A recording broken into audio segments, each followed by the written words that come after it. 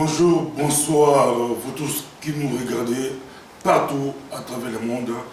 C'est toujours, ça dépend de l'heure à laquelle vous nous regardez. Comme toujours, l'édition spéciale Moloto, ça continue. Et nous sommes ici à Bruxelles. Mais nous allons essayer de décoller, aller vers l'Autriche. Nous irons. Est-ce que vous pouvez vous présenter aux téléspectateurs du micro de Pasteur Lobo? Moi, je salue en tout cas toutes les personnes donc, qui suivent au travers le monde, de par le monde en fait. Et je sais qu'elles sont très nombreuses à suivre les émissions du micro du Pasteur Bobo. D'ailleurs, soit dit en passant, ce sont des excellentes émissions. Je tiens vraiment à féliciter le Pasteur Bobo pour son travail. Parce que c'est vraiment des émissions de qualité très intéressantes. Moi, je suis entre guillemets des émissions du Pasteur Bobo, je ne manque pas de les suivre. Donc voilà, bonjour à tous ceux qui suivent, que vous soyez en Afrique, en Europe, aux États-Unis, en Chine, au pôle Nord, au pôle Sud. Que Dieu vous bénisse. Voilà, bon, moi je suis donc la servante de Dieu, Claudine Mamona Cunin. Je suis mère de 2 petits garçons, Abraham et Moïse. Et en tous les cas, vraiment, voilà, je vis en Autriche depuis maintenant 3 ans, à essayer aussi de faire à la fois le travail du Seigneur, que le Seigneur nous demande de faire, donc dans le cadre du ministère, et également aussi, Amen, le travail. Vous avez eu d'abord, vous connaissez Alain Moloto? En tout cas, vraiment, papa, moi je suis très abattue. En tout cas, cette année 2013 est une année très difficile pour moi parce que j'ai perdu beaucoup de personnes que j'aimais énormément, avec qui j'étais aussi proche, avec qui j'ai eu à passer un temps ensemble. Et donc, papa Moloto, effectivement, en fait partie. Et lorsque j'ai appris cette nouvelle, comme tout le monde, je pense, j'étais abasourdie, j'en revenais pas. Bon, je m'y attendais un peu parce que lorsque j'ai appris la nouvelle qu'il était malade, il y a déjà quelques mois de cela, je sentais quelque chose venir. Mais je me disais que non, Dieu justement va se glorifier, va se manifester. Même pour te dire d'ailleurs, je pensais jusqu'au dernier moment que Dieu va ressusciter papa Alain, en pleine cérémonie du deuil là, qui se déroule en ce moment à Kinshasa. Je pensais que Dieu allait le réveiller. Mais bon, Dieu est souverain, mais je commence à comprendre le pourquoi aussi de sa mort et le pourquoi aussi que Dieu permet cela. Comment aviez-vous appris la nouvelle de la mort, du décès de Alain Moloto? Bon, comme tu le sais... Autriche, c'est pas ici. Pardon? Autriche, c'est pas ici, donc comment oui, avez-vous appris? C'est vrai que l'Autriche n'est pas la Belgique, mais bon, tu le sais que nous vivons dans un monde interconnecté, et je crois que quelle que soit la personne, que tu sois au pôle Nord, au pôle Sud, aux extrémités de la Terre, si tu es connecté, tu as Internet, tu ne vas pas rater l'information. Donc comme tout le monde, je pense, comme beaucoup de personnes, j'ai appris l'information évidemment par le net, très rapidement d'ailleurs, par un ami qui a posté l'information. J'étais, comme je dis, vraiment abasourdie dès que j'ai appris la nouvelle. D'abord, au départ, je n'y ai pas cru. Je me suis dit, c'est encore un canular. Comme tu sais, on a beaucoup dit, papa Moloto est mort. C'est pas la première fois qu'on l'a annoncé. Mais lorsque j'ai eu la confirmation de mon frère Corino, qui fait partie donc, du groupe Gaël, là, j'ai compris que c'était bon. Donc, si on comprend bien, vous connaissez bien le groupe Gaël? Tout à fait. Alors en fait, bon, moi mon histoire avec papa Alain remonte à quand même de nombreuses années. En fait, cela remonte à leur premier voyage en Europe. Donc à cette époque, j'étais encore en Belgique, à Bruxelles.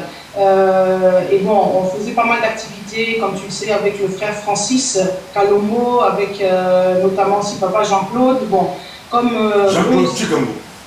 Oui, voilà, Jean-Claude Chikambo, le mari de maman Nana. De la sœur Nana, la sœur Nana. Donc effectivement, lorsque le groupe Adorons l'Éternel est venu, c'est là que j'ai fait leur connaissance, donc que j'ai eu à connaître papa Alain ainsi que tout le groupe. Et il faut savoir aussi que le groupe a logé donc j'allais dire dans ma famille entre guillemets, parce que les personnes, la maison qui a hébergé le groupe Adorons l'Éternel, c'est vraiment comme ma famille proche. On se connaît depuis que je suis pratiquement toute petite, c'est vraiment, donc j'étais là-bas. À tout moment, donc on a vraiment vécu ensemble, quoi. Donc, puisque j'étais là-bas tous les jours, matin, midi et soir, j'accompagnais le groupe dans ses déplacements. Donc on a vraiment été très très souvent aussi avec Papa Alain. Mais Papa Alain ne logeait pas là-bas. Papa Alain et Maman Christine logeaient donc chez eux. Et donc c'est comme ça qu'on a eu vraiment à avoir de profondes discussions, avoir vraiment des échanges très profonds. Et notamment un témoignage dont je me rappelle, bon, il y a eu un moment donné, Maman Christine a dû être hospitalisée et je me souviens que j'allais donc à l'hôpital, elle était à Jette à l'époque, pas la ZBUB mais l'hôpital à Jette là, il y a un hôpital là-bas, tu vas m'excuser mais bon, comme ça fait longtemps que j'ai quitté la Belgique. Ah, ZBUB? Non, je ne crois pas que c'est la ZBUB, Bourgman, voilà, Bourgman, pardon. C'est l'hôpital Bourgman, elle était hospitalisée là-bas. Et donc j'avais été la voir, j'allais la voir et donc on priait ensemble, on parlait ensemble, partageait ensemble. Donc vraiment, comme je dis, c'est pour moi la famille Gaël, Papa Alain, c'est ma famille quoi. Donc c'est vraiment quelque chose comme je dis, qui me touche vraiment dans ma propre chair. Et quand vous avez appris qu'il a été empoisonné plus de 7 fois, bon, vous réagissez? Cette histoire de poison, comment dire? Tu sais, bon, moi je suis quelqu'un qui aime bien aussi voir des faits. Non, parce que Blaise, le numéro 2 du groupe, est passé sur une chaîne de télé au Congo. Oui, je sais que beaucoup de gens disent beaucoup de choses. Je tends vers cette version. Je ne dis pas que je pense profondément que quelque part il s'est passé quelque chose, qu'effectivement c'est pas normal. Pour moi, la version de l'empoisonnement fait tout à fait sens. Hein, c'est quelque chose dont je suis profondément aussi persuadée au fond de moi-même. Mais bon, effectivement, tant qu'on n'a pas des preuves, je veux dire, claires et indiscutables, bon, c'est toujours difficile, surtout bon, à savoir qui a empoisonné, qui a fait ça. Donc c'est des choses où, bon, moi j'aime bien, c'est vrai, quand j'avance des arguments, quand je dis des choses, d'avancer avec des preuves tangibles. Donc je ne doute point de cette version, comme je le dis encore une fois, parce que bon, moi quand j'ai laissé Papa là, il était en pleine santé, il allait très bien, etc. Donc quand j'ai appris brusquement, je veux dire, comme je dis, cette mort, je suis persuadée que c'est dû à un empoisonnement. Je sais qu'il a été empoisonné, ça c'est vrai, il l'a lui-même d'ailleurs confirmé dans une de ses émissions. Donc je suis convaincue, comme je le dis, à 100%, hein, entre nous soit dit, de la thèse de l'empoisonnement. Mais bon, lorsque effectivement, pour pouvoir vraiment le souligner, le surligner, le dire, bon, c'est toujours mieux évidemment quand on a des preuves tangibles. Donc, comme européenne, tu as toujours l'esprit cartésien, donc il faut quand même qu'il y ait des preuves. Même nous, au niveau du micro du pasteur Bobo, nous rappelons, nous demandons l'autopsie. Donc, voilà. Mais la famille biologique, l'Église corps du Christ, on a droit à quelque chose comme cela. Papa Bobo, c'est pas un problème, si tu veux, de cartésien ou pas, c'est un problème de crédibilité. Tu sais qu'il y a tellement de choses qui se disent sur la toile et justement, parmi les Congolais, et c'est dommage parce que cela abîme, cela fait perdre de la crédibilité et que c'est simplement un problème, je veux dire, d'être crédible, lorsqu'on invente des choses, je veux dire, d'avancer des choses qui sont sensées, qui font sens, qui ont effectivement, avec des preuves à l'appui. Parfois, il est difficile, je veux dire, simplement aussi de trouver des preuves. Moi, je ne me fais pas d'illusions, je veux dire, ce mécanisme d'empoisonnement, il est fort probable que, par exemple, on ne décèle jamais, on ne décèle aucune preuve, que peut-être à l'autopsie, on ne trouvera même aucune trace de poison, c'est tout à fait possible. Mais ce que moi je sais, c'est que de toute façon, la vérité finit toujours par triompher. Donc, la vérité finit toujours par triompher. Donc, en fait, le problème lorsque je parle d'empoisonnement, c'est de savoir qui a empoisonné. Tu vois, c'est par rapport à ça qu'effectivement, là, sans preuve, c'est vrai que c'est difficile d'accuser telle personne. C'est comme si moi, demain, je dis, Pasteur Bobo, toi, tu as empoisonné le frère un tel. Bon, si je n'ai pas une preuve tangible, ça m'est difficile, tu vois, de pouvoir, d'ailleurs, de pouvoir t'accuser, de pouvoir faire en sorte aussi que les choses aillent, par exemple, au tribunal, etc., etc. Quand vous dites qui a empoisonné Alain Moloto, si on vous demandait de faire l'enquête, vous allez commencer comment? Qui a empoisonné Alain Moloto? Bon. Quelles sont les pistes? C'est une bonne question, mais il faut placer les choses sur... Il y a deux plans. Il ne faut pas confondre deux choses. Il ne faut pas confondre, je veux dire, le côté spirituel, le plan spirituel. Là-dessus, il y a beaucoup à dire et j'aurais beaucoup à dire aussi. Et le plan, si tu veux, bon, physique, concret.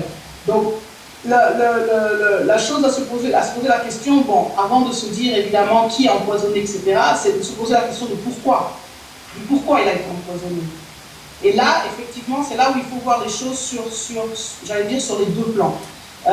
Tu sais très bien que Papa Alain, c'était vraiment quelqu'un d'engagé. Moi, j'appelle vraiment Papa Alain un combattant, un véritable combattant, un résistant, un patriote, comme quel que soit le nom que tu peux lui donner. En tout cas, quelqu'un qui aimait profondément son pays, qui a reçu une mission très forte de la part du Seigneur et qui a accompli cette mission comme tous les grands martyrs chrétiens jusqu'au sacrifice suprême.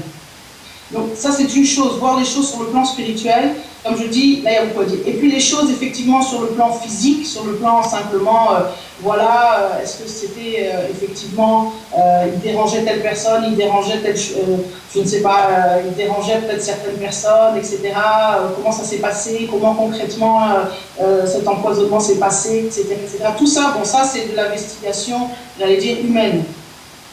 Mais au-delà de tout ça, il faut comprendre justement les choses sur le plan spirituel. Et lui-même, d'ailleurs, Papa Alain le disait bien alors dans son émission, lorsqu'il a dit qu'il a été empoisonné, il a bien dit, c'est pas la personne qui m'a empoisonné qui compte, c'est l'esprit qui est derrière.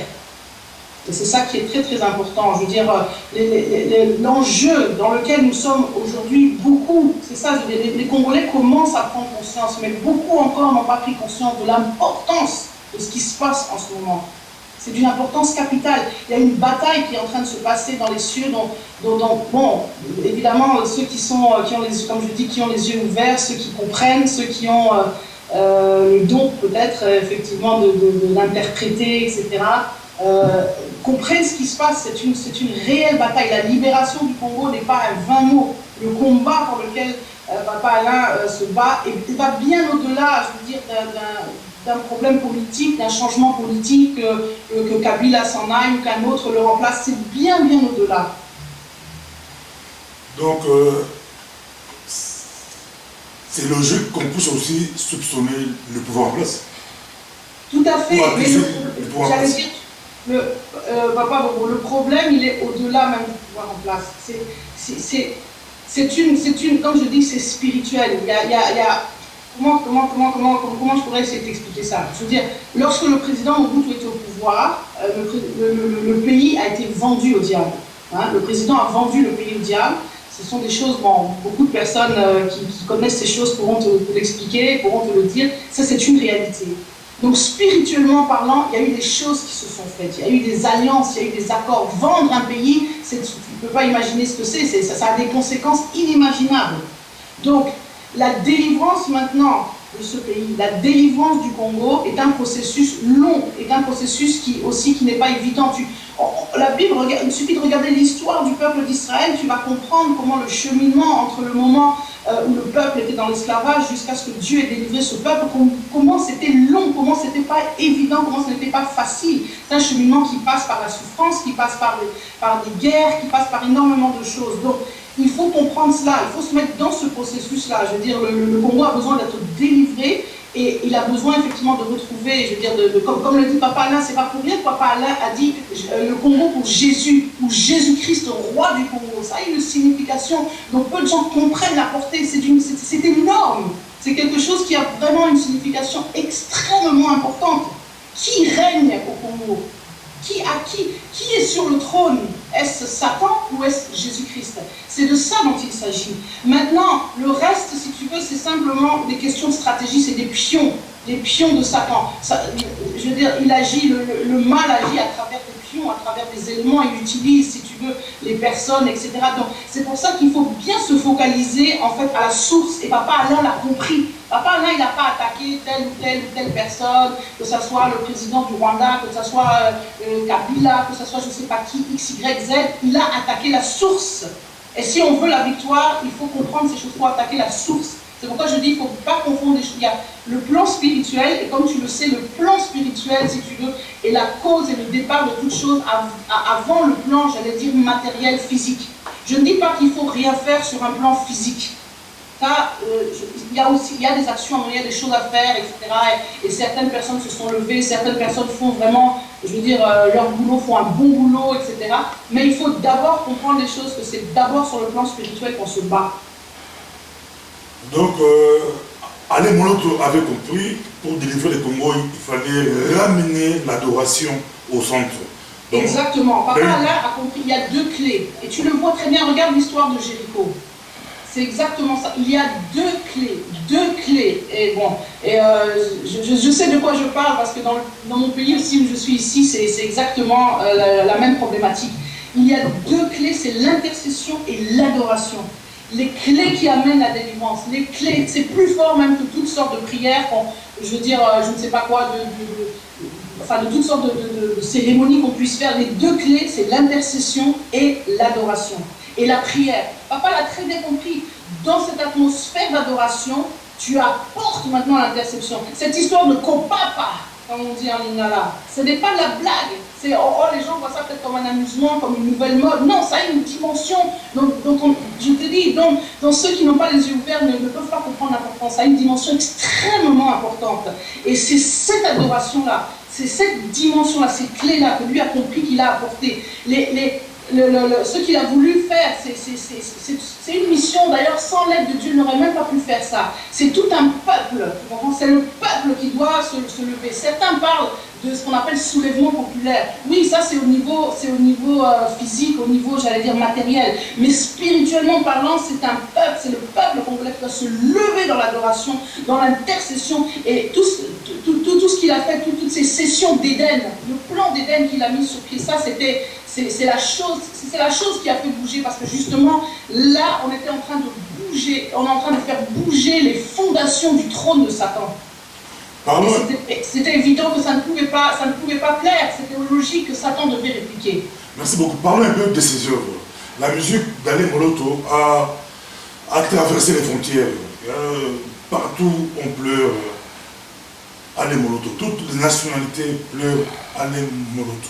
Est-ce que sa famille, ses enfants pourront profiter de ces œuvres? Et toi, quel conseil vous pouvez donner au groupe Gaël ou à sa famille pour protéger les autres? Car Alain Moloto a écrit beaucoup de chants. Mais, bon, il y a même 3 chants qui vont sortir bientôt, après sa mort. Il y aura le dernier qui va sortir. Bon, d'abord, la première chose, c'est de toute façon, je suis vraiment de tout cœur avec maman Christine, avec tous mes amis de Gaël, tous mes frères, papa Franck, Corino, papa Francis, vraiment Blaise, etc. Tous mes amis, là, vraiment, je suis de tout cœur avec eux. Je leur présente vraiment aussi toutes mes condoléances, évidemment. Mais je crois, moi je pense, d'abord j'ai foi qu'ils ont compris. Je veux dire, à commencer par l'épouse elle-même. Je crois qu'elle savait, je veux dire, qui elle a épousé. Elle savait, je pense, la mission qu'il avait. Et je crois que bon, Dieu ne réunit pas des personnes par hasard. Donc si Dieu a mis cette femme aux côtés de papa Alain, c'est que cette femme était aussi équipée pour pouvoir, je veux dire, être à côté de lui et pour pouvoir, à mon avis, continuer le travail que papa Alain a commencé. Donc ça, moi j'ai cette confiance, j'ai cette foi. Comment ça va se passer? Bon, ça, personne ne le sait, on ne sait pas, je veux dire, Dieu connaît. Et le groupe, Adorons l'Éternel, je pense aussi que dans le groupe, beaucoup ont aussi effectivement compris la vision, beaucoup ont compris l'importance de la chose. Peut-être certains l'avaient moins compris et au travers de sa mort, ils sont en train de le comprendre maintenant. Et j'ai foi que, en fait, justement, comment t'expliquer ça? Et c'est ça la différence. Papa Alain n'a pas mis sur pied un système, n'a pas mis sur pied un groupe de musique. Tu vois, et d'ailleurs dans sa musique ça se voit, il y a une différence totale entre sa musique et tout le reste de la musique chrétienne. Papa Alain n'a pas mis sur pied un groupe, donc Papa Alain n'a pas mis les choses pour je fais de la musique pour vendre, je ne sais pas quoi, parce que je vais gagner ma vie au travers des CD que je vends. Non, Papa Alain a mis sur pied un système, c'est-à-dire donc un système d'adoration, et que peu importe, en fait, les pions, j'allais dire, les personnes dans ce système sont interchangeables. Que tu t'appelles X, Y, Z, Marie, Paul, Jacques, ça n'a pas d'importance. Donc, c'est un système qu'il a mis, en fait, sur pied, et ce système-là va continuer. C'est ce système qui va continuer. Que ce système va continuer à s'appeler, je ne sais pas comment, peu importe le nom qu'il va prendre, et à mon avis, je veux dire, ça aura une ampleur, comme tu le dis, donc, qui va dépasser les frontières du Congo, et qui s'est déjà répercuté dans plein d'autres pays, je veux dire, au travers le monde, mais qui va continuer. Et c'est ça qu'il faut réaliser. C'est pour ça que je ne me fais pas de soucis pour, j'allais dire, pour le projet, tu vois. Le groupe, peut-être en tant que tel, je ne sais pas comment ça va continuer, etc. Mais je pense que s'ils ont réalisé, s'ils ont compris, ce dont je suis sûre, je suis persuadée que bon, les choses vont continuer. De quelle manière, je ne sais pas, mais il faut bien réaliser qu'on a affaire ici, non pas à un groupe de musiciens, on n'a pas affaire à un produit, ok? On a affaire, je veux dire, à un système que Papa Allah a essayé de mettre en place. Et lorsqu'on va comprendre ça, je crois que ça va faire toute la différence. Merci beaucoup, on est presque à la fin. Vous avez vu les images, comment au Congo, on a pleuré à l'Émonoto, comment le cercueil, c'était difficile de faire passer le cercueil, et vous croyez qu'il allait ressusciter. Moi, bon, évidemment, tout le monde peut penser ça. Moi, j'ai vu ça.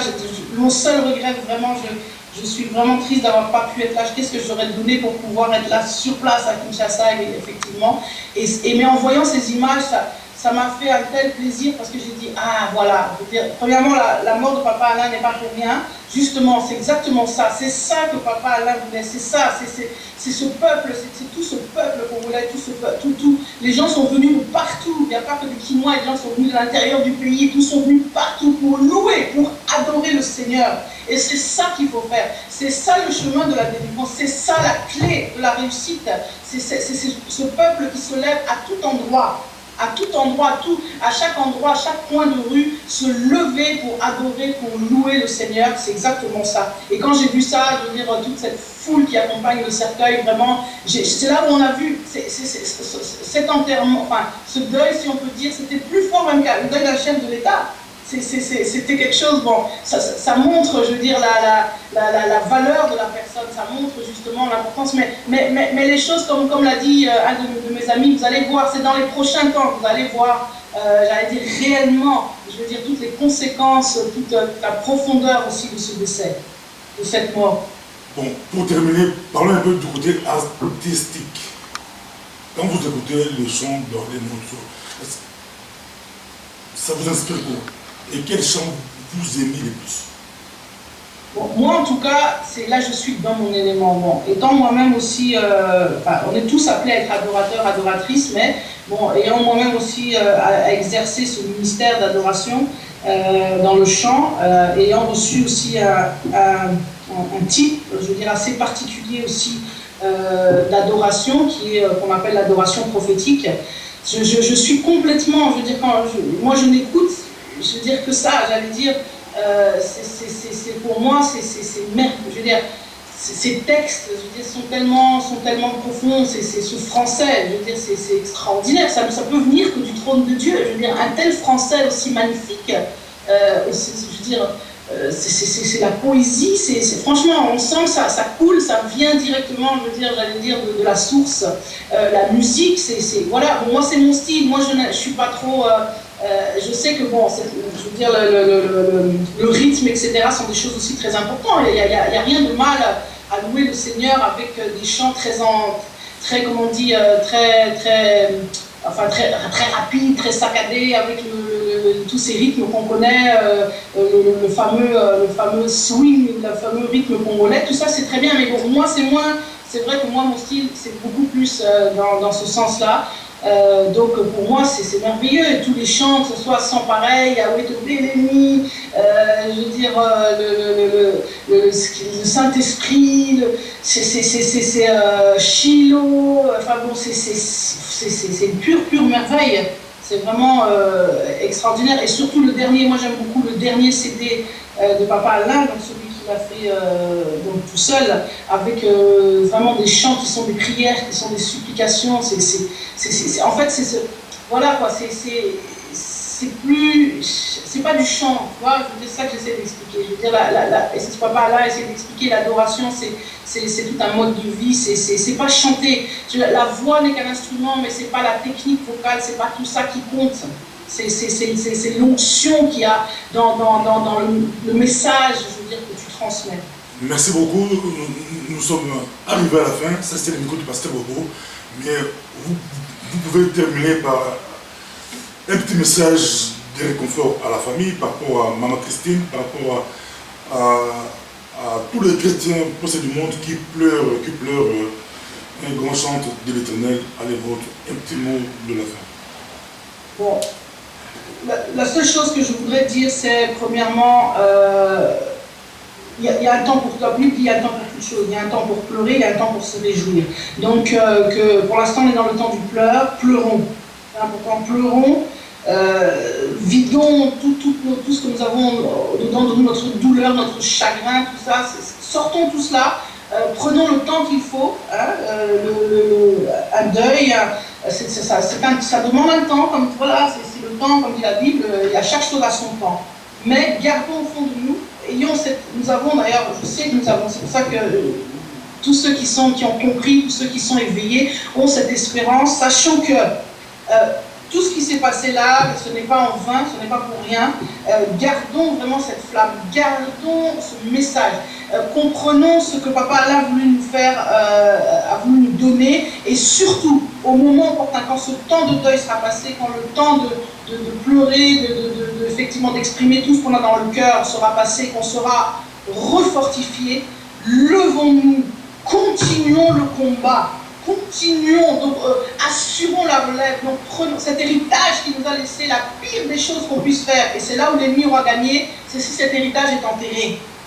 Donc s'il vous plaît, Bandeko, Bananzam, partout où vous soyez, vous avez conscient de ça, il y a un message Papa là, soyez conscients, prenez, donc j'allais dire, levez-vous, faites votre part, assurez la relève, afin qu'effectivement la victoire, tant promise, tant attendue, et qui est certaine, la victoria est certa, comme disent les Espagnols, que cette victoire soit réellement, qu'on la voit, qu'elle soit manifestée. C'est pour ça que nous devons continuer. Donc gardons cette espérance. C'est comme dans une guerre. Dans une guerre, il y a des coups. On reçoit un coup, tu es à terre, tu es touché, tu es blessé, mais après tu penses les blessures et tu te relèves et tu repars.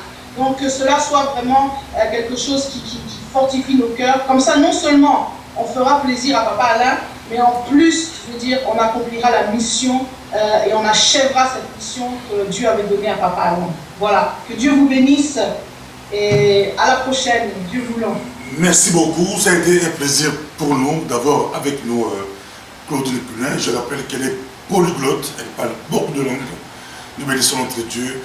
Pour cela, c'est vraiment spécial Alain Moloto. Désormais, sur le micro du pasteur Bobo, vous pouvez aussi intervenir partout où vous êtes, sur Skype. Elle est en Autriche, elle est intervenue. Vous pouvez être aux États-Unis, en Chine, au Congo, en Afrique, partout où vous êtes. Aujourd'hui, c'est possible. Pour l'instant, vous pouvez intervenir soit en anglais, en français, en lingala, et puis en néerlandais. Donc, c'est possible d'intervenir français, néerlandais, anglais et lingala. Prochainement, si on a d'autres personnes qui vont parler chinois, ça sera possible. Voilà, mais pour l'instant, c'est le cas. Même arabe, on peut aussi intervenir un peu si c'est possible. Merci beaucoup. Merci.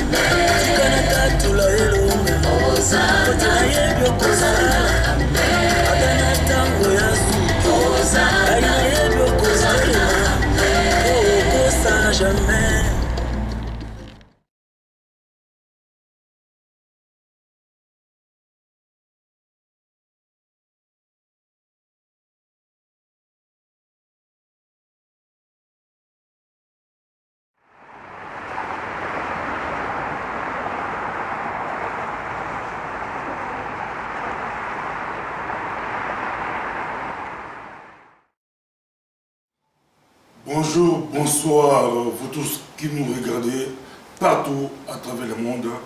C'est toujours, ça dépend de l'heure à laquelle vous nous regardez. Comme toujours, l'édition spéciale Moloto, ça continue. Et nous sommes ici à Bruxelles. Mais nous allons essayer de décoller, aller vers l'Autriche. Nous irons... Est-ce que vous pouvez vous présenter aux téléspectateurs du micro de Pasteur Lobo?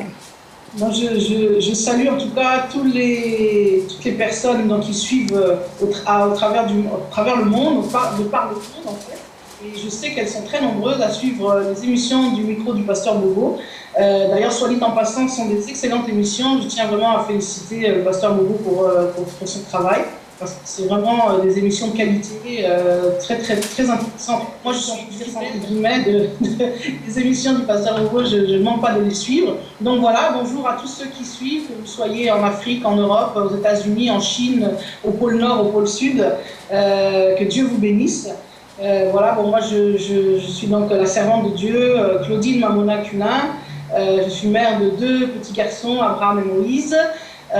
Et en tous les cas, vraiment, voilà, je vis en Autriche depuis maintenant 3 ans, à essayer aussi de faire à la fois le travail du Seigneur, que le Seigneur nous demande de faire, donc dans le cadre du ministère, et également aussi le travail. Vous avez appris, d'abord, vous connaissez Alain Moloto? En tout cas, vraiment, papa, moi je suis très abattue. En tout cas, cette année 2013 est une année très difficile pour moi parce que j'ai perdu beaucoup de personnes que j'aimais énormément, avec qui j'étais aussi proche, avec qui j'ai eu à passer un temps ensemble.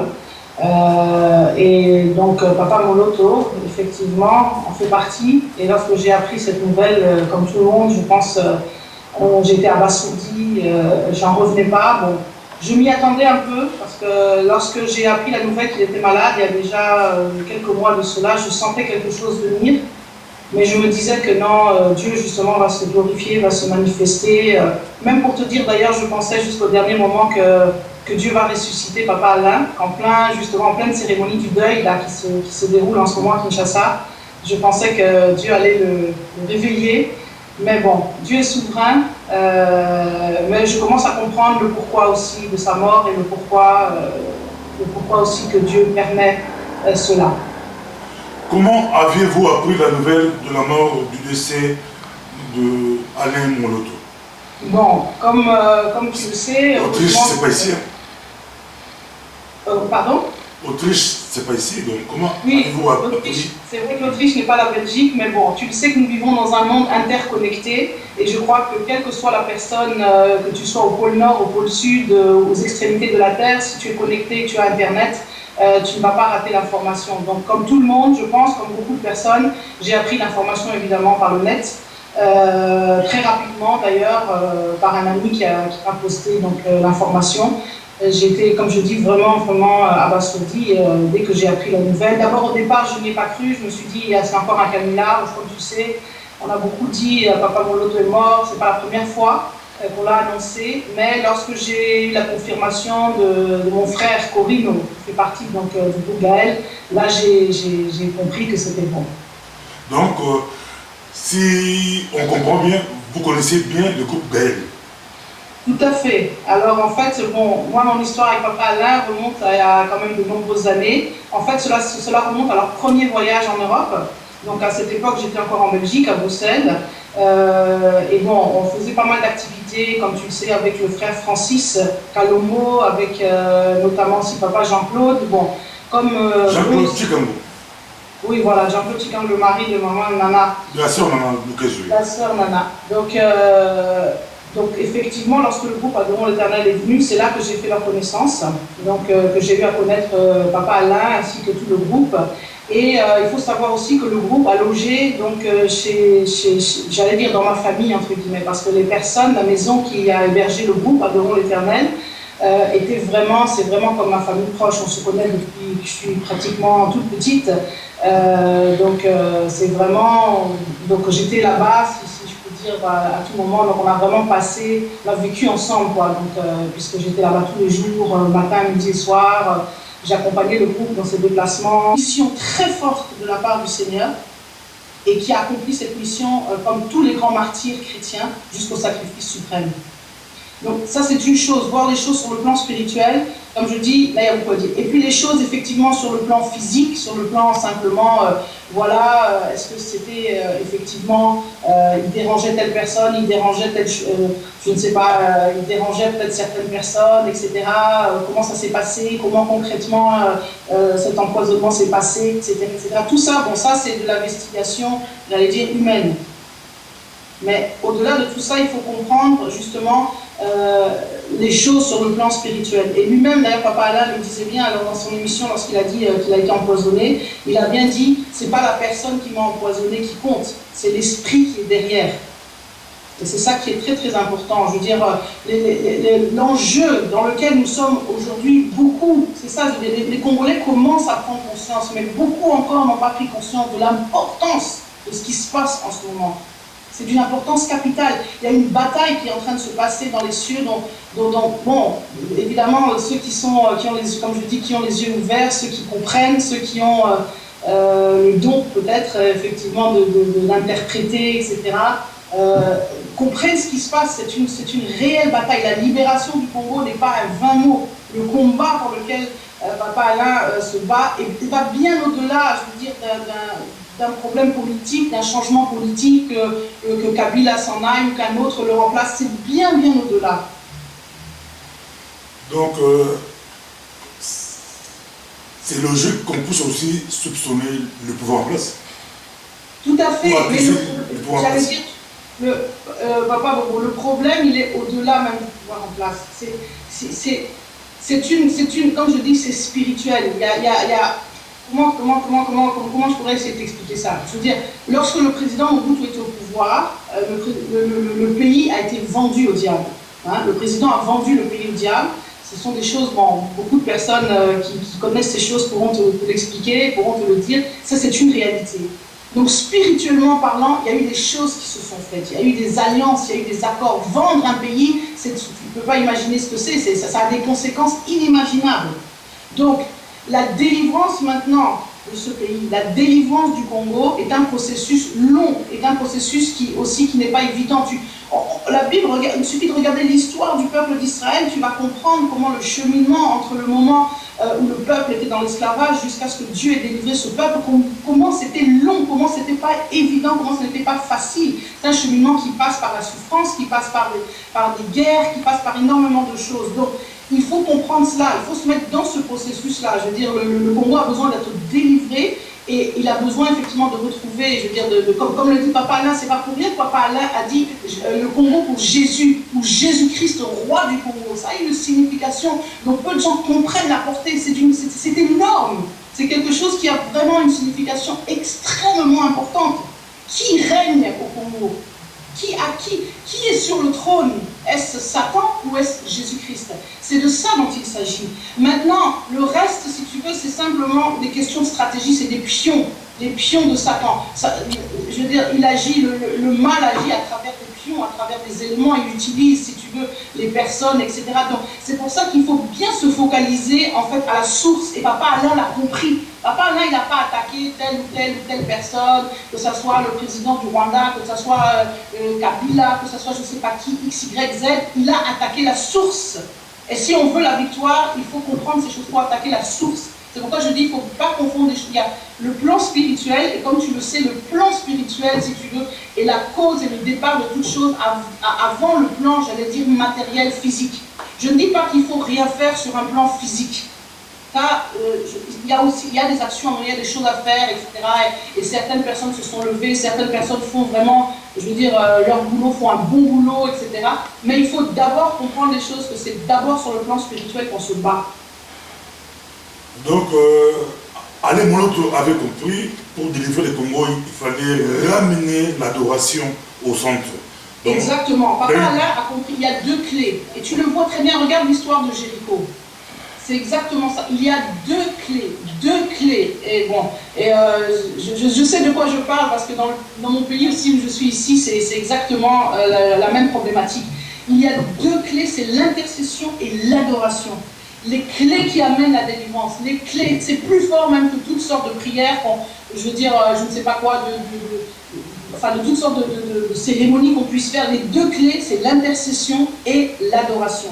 Et la prière. Papa l'a très bien compris.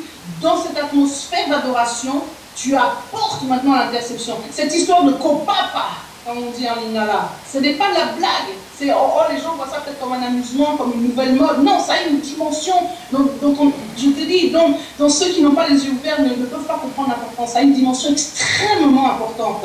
Et c'est cette adoration-là, c'est cette dimension-là, ces clés-là que lui a compris qu'il a apporté. Ce qu'il a voulu faire, c'est une mission, d'ailleurs sans l'aide de Dieu, il n'aurait même pas pu faire ça. C'est tout un peuple, c'est le peuple qui doit se lever. Certains parlent de ce qu'on appelle soulèvement populaire. Oui, ça c'est au niveau physique, au niveau, j'allais dire, matériel. Mais spirituellement parlant, c'est un peuple, c'est le peuple congolais qui doit se lever dans l'adoration, dans l'intercession. Et tout ce qu'il a fait, toutes ces sessions d'Éden, le plan d'Éden qu'il a mis sur pied, ça c'est la chose qui a fait bouger, parce que justement, là, on était en train de bouger, on est en train de faire bouger les fondations du trône de Satan. C'était évident que ça ne pouvait pas plaire, c'était logique que Satan devait répliquer. Merci beaucoup. Parlons un peu de ces œuvres. La musique d'Alain Moloto a traversé les frontières. Partout on pleure Alain Moloto. Toutes les nationalités pleurent Alain Moloto. Est-ce que sa famille, ses enfants pourront profiter de ces œuvres? Et toi, quel conseil vous pouvez donner au groupe Gaël ou à sa famille pour protéger les autres? Car Alain Moloto a écrit beaucoup de chants. Mais, il y a même 3 chants qui vont sortir bientôt, après sa mort. Il y aura le dernier qui va sortir. Bon, d'abord la première chose, c'est de toute façon, je suis vraiment de tout cœur avec maman Christine, avec tous mes amis de Gaël, tous mes frères, papa Franck, Corino, papa Francis, vraiment Blaise, etc. Tous mes amis, là, vraiment, je suis de tout cœur avec eux. Je leur présente vraiment aussi toutes mes condoléances, évidemment. Mais je crois, moi je pense, d'abord j'ai foi qu'ils ont compris. Je veux dire, à commencer par l'épouse elle-même. Je crois qu'elle savait, je veux dire, qui elle a épousé. Elle savait, je pense, la mission qu'il avait. Et je crois que bon, Dieu ne réunit pas des personnes par hasard. Donc si Dieu a mis cette femme aux côtés de papa Alain, c'est que cette femme était aussi équipée pour pouvoir, je veux dire, être à côté de lui et pour pouvoir, à mon avis, continuer le travail que papa Alain a commencé. Donc ça, moi j'ai cette confiance, j'ai cette foi. Comment ça va se passer? Bon, ça, personne ne le sait, on ne sait pas, je veux dire, Dieu connaît. Et le groupe Adorons l'Éternel, je pense aussi que dans le groupe, beaucoup ont aussi effectivement compris la vision, beaucoup ont compris l'importance de la chose. Peut-être certains l'avaient moins compris et au travers de sa mort, ils sont en train de le comprendre maintenant. Et j'ai foi que, en fait, justement, comment t'expliquer ça? Et c'est ça la différence. Papa Alain n'a pas mis sur pied un système, n'a pas mis sur pied un groupe de musique. Tu vois, et d'ailleurs dans sa musique ça se voit, il y a une différence totale entre sa musique et tout le reste de la musique chrétienne. Papa Alain n'a pas mis sur pied un groupe, donc papa Alain n'a pas mis les choses pour je fais de la musique pour vendre, je ne sais pas quoi, parce que je vais gagner ma vie au travers des CD que je vends. Non, papa Alain a mis sur pied un système, c'est-à-dire donc un système d'adoration, et que peu importe, en fait, les pions, j'allais dire, les personnes dans ce système sont interchangeables. Que tu t'appelles X, Y, Z, Marie, Paul, Jacques, ça n'a pas d'importance. Donc c'est un système qu'il a mis en fait sur pied, et ce système-là va continuer. C'est ce système qui va continuer. Que ce système va continuer à s'appeler, je ne sais pas comment, peu importe le nom qu'il va prendre, et à mon avis, je veux dire, ça aura une ampleur, comme tu le dis, donc qui va dépasser les frontières du Congo, et qui s'est déjà répercuté dans plein d'autres pays, je veux dire, au travers le monde, mais qui va continuer. Et c'est ça qu'il faut réaliser. C'est pour ça que je ne me fais pas de soucis pour, j'allais dire, pour le projet, tu vois.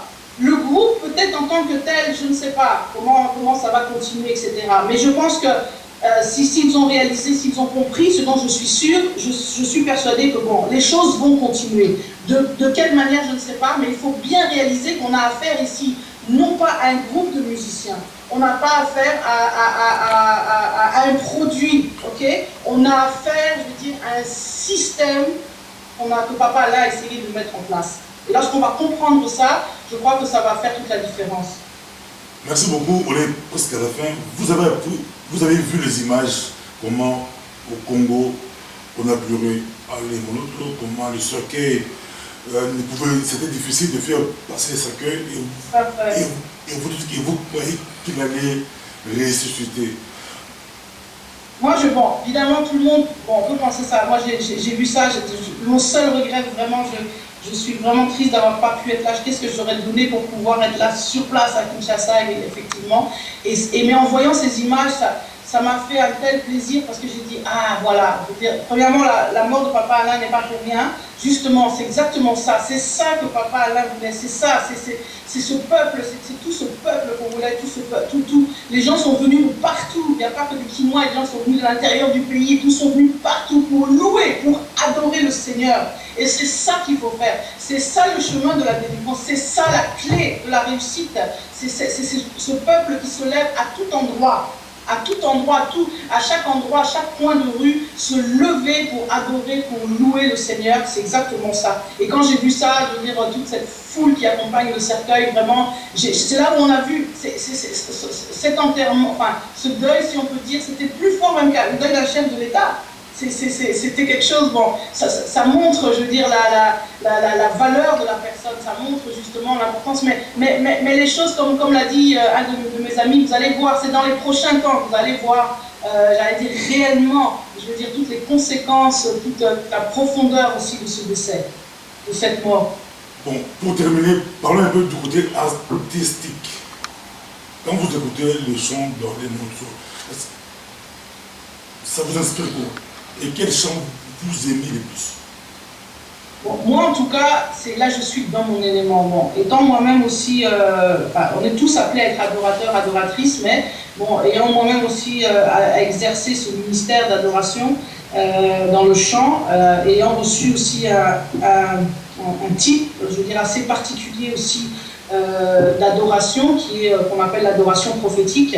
Je suis complètement, je veux dire, moi je n'écoute, je veux dire que ça, j'allais dire, pour moi, je veux dire, ces textes, je veux dire, sont tellement profonds, c'est ce français, je veux dire, c'est extraordinaire, ça peut venir que du trône de Dieu, je veux dire, un tel français aussi magnifique, je veux dire, c'est la poésie, franchement, on sent que ça coule, ça vient directement, je veux dire, j'allais dire, de la source.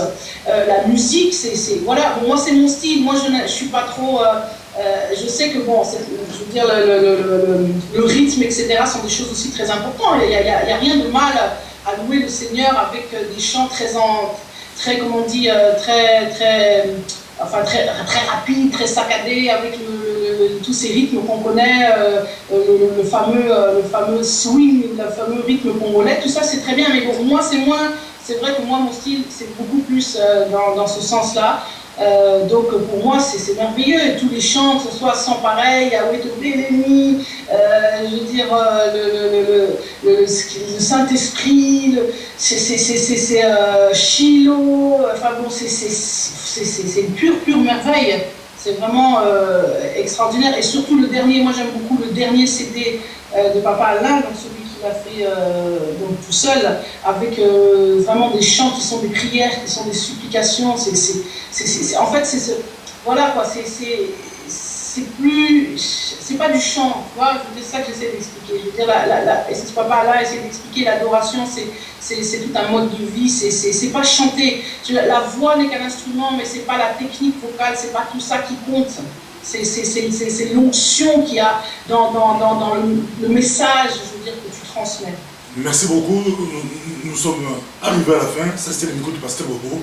Mais vous pouvez terminer par un petit message de réconfort à la famille, par rapport à Maman Christine, par rapport à tous les chrétiens possédés du monde qui pleurent un grand chant de l'Éternel. Allez, un petit mot de la fin. Bon, la seule chose que je voudrais dire, c'est premièrement, il y a un temps pour la Bible, il y a un temps pour toute chose. Il y a un temps pour pleurer, il y a un temps pour se réjouir. Donc, que pour l'instant, on est dans le temps du pleur, pleurons. C'est important, pleurons, vidons tout ce que nous avons dedans de nous, notre douleur, notre chagrin, tout ça. Sortons tout cela, prenons le temps qu'il faut. Hein, un deuil, ça demande un temps, comme voilà, c'est le temps, comme dit la Bible, il y a chaque chose à son temps. Mais gardons au fond de nous. Nous avons d'ailleurs, je sais que nous avons, c'est pour ça que tous ceux qui ont compris, tous ceux qui sont éveillés ont cette espérance, sachant que tout ce qui s'est passé là, ce n'est pas en vain, ce n'est pas pour rien. Gardons vraiment cette flamme, gardons ce message, comprenons ce que Papa Alain a voulu nous faire, a voulu nous donner, et surtout, au moment opportun, quand ce temps de deuil sera passé, quand le temps de pleurer, effectivement d'exprimer tout ce qu'on a dans le cœur sera passé, qu'on sera refortifié, levons-nous, continuons le combat, continuons, donc assurons la relève, donc prenons cet héritage qui nous a laissé la pire des choses qu'on puisse faire, et c'est là où l'ennemi aura gagné, c'est si cet héritage est enterré. Donc s'il vous plaît, Bandeko, Bananzam, partout où vous soyez, vous avez la conscience de ça. Il y a un message, Papa Alain Lunassal. Soyez conscients, prenez, donc, j'allais dire, levez-vous, faites votre part, assurez la relève, afin qu'effectivement la victoire. Donc, on a vraiment été très très souvent aussi avec Papa Alain. Bon, Papa Alain ne logeait pas là-bas. Papa Alain et Maman Christine logeaient donc chez eux. Et donc c'est comme ça qu'on a eu vraiment à avoir de profondes discussions, avoir vraiment des échanges très profonds. Et notamment un témoignage dont je me rappelle, bon, il y a eu un moment donné, Maman Christine a dû être hospitalisée, et je me souviens que j'allais donc à l'hôpital, elle était à Jette à l'époque, pas la ZBUB, mais l'hôpital à Jette, là, il y a là, un hôpital là-bas, tu vas m'excuser, mais bon, comme ça fait longtemps que j'ai quitté la Belgique. Ah, ZBUB? Non, je ne crois pas que c'est la ZBUB. Brugman, voilà, Brugman, pardon. C'est l'hôpital Brugman, elle était hospitalisée là-bas. Et donc j'avais été la voir, j'allais la voir, et donc on priait ensemble, on parlait ensemble, partageait ensemble. Donc vraiment, comme je dis, c'est pour moi la famille Gaël, Papa Alain, c'est ma famille, quoi. Donc c'est vraiment quelque chose comme je dis, qui me touche vraiment dans ma propre chair. Et quand vous avez appris qu'il a été empoisonné plus de 7 fois, bon, vous réagissez? Cette histoire de poison, comment dire? Tu sais, bon, moi je suis quelqu'un qui aime bien aussi voir des faits. Non, parce que Blaise, le numéro 2 du groupe, est passé sur une chaîne de télé au Congo. Oui, je sais que beaucoup de gens disent beaucoup de choses. Je tends vers cette version. Je ne dis pas que je pense profondément que quelque part il s'est passé quelque chose, qu'effectivement c'est pas normal. Pour moi, la version de l'empoisonnement fait tout à fait sens. Hein, c'est quelque chose dont je suis profondément aussi persuadée au fond de moi-même. Mais bon, effectivement, tant qu'on n'a pas des preuves, je veux dire, claires et indiscutables, bon, c'est toujours difficile, surtout bon, à savoir qui a empoisonné, qui a fait ça. Donc c'est des choses où, bon, moi j'aime bien, c'est vrai, quand j'avance des arguments, quand je dis des choses, d'avancer avec des preuves tangibles. Donc je ne doute point de cette version, comme je le dis encore une fois, parce que bon, moi quand j'ai laissé Papa là, il était en pleine santé, il allait très bien, etc. Donc quand j'ai appris brusquement, je veux dire, comme je dis, cette mort, je suis persuadée que c'est dû à un empoisonnement. Je sais qu'il a été empoisonné, ça c'est vrai, il l'a lui-même d'ailleurs confirmé dans une de ses émissions. Donc je Je suis convaincue, comme je le dis, à 100%, hein, entre nous soit dit, de la thèse de l'empoisonnement. Mais bon, lorsque effectivement, pour pouvoir vraiment le souligner, le surligner, le dire, bon, c'est toujours mieux évidemment quand on a des preuves tangibles. Donc, comme européenne, tu as toujours l'esprit cartésien, donc il faut quand même qu'il y ait des preuves. Même nous, au niveau du micro du pasteur Bobo, nous rappelons, nous demandons l'autopsie. Donc, voilà. Mais la famille biologique, l'Église du Christ, on a droit à quelque chose comme cela. Papa Bobo, c'est pas un problème, si tu veux, de cartésien ou pas, c'est un problème de crédibilité. Tu sais qu'il y a tellement de choses qui se disent sur la toile et justement, parmi les Congolais, c'est dommage parce que cela abîme, cela fait perdre de la crédibilité et que c'est simplement un problème, je veux dire, d'être crédible, lorsqu'on invente des choses, je veux dire, d'avancer des choses qui sont sensées, qui font sens, qui ont effectivement, avec des preuves à l'appui. Parfois, il est difficile, je veux dire, simplement d'essayer de trouver des preuves. Moi, je ne me fais pas d'illusions, je veux dire, ce mécanisme d'empoisonnement, il est fort probable que, par exemple, on ne décèle jamais, on ne décèle aucune preuve, que peut-être à l'autopsie, on ne trouvera même aucune trace de poison, c'est tout à fait possible. Mais ce que moi je sais, c'est que de toute façon, la vérité finit toujours par triompher. Donc, la vérité finit toujours par triompher.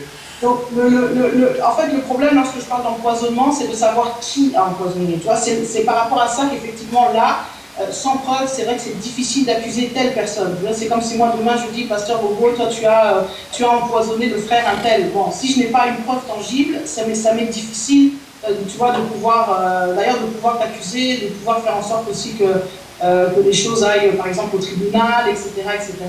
Quand vous dites qui a empoisonné Alain Moloto, si on vous demandait de faire l'enquête, vous allez commencer comment? Qui a empoisonné Alain Moloto? Bon. Quelles sont les pistes? C'est une bonne question, mais il faut placer les choses sur... Il y a deux plans. Il ne faut pas confondre deux choses. Il ne faut pas confondre, je veux dire, le côté spirituel, le plan spirituel. Là-dessus, il y a beaucoup à dire et j'aurais beaucoup à dire aussi. Et le plan, si tu veux, bon, physique, concret. Donc, la chose à se poser la question, bon, avant de se dire évidemment qui a empoisonné, etc., c'est de se poser la question de pourquoi. Pourquoi il a été empoisonné. Et là, effectivement, c'est là où il faut voir les choses j'allais dire, sur les deux plans. Tu sais très bien que Papa Alain, c'était vraiment quelqu'un d'engagé. Moi, j'appelle vraiment Papa Alain un combattant, un véritable combattant, un résistant, un patriote, comme quel que soit le nom que tu peux lui donner. En tout cas, quelqu'un qui aimait profondément son pays, qui a reçu une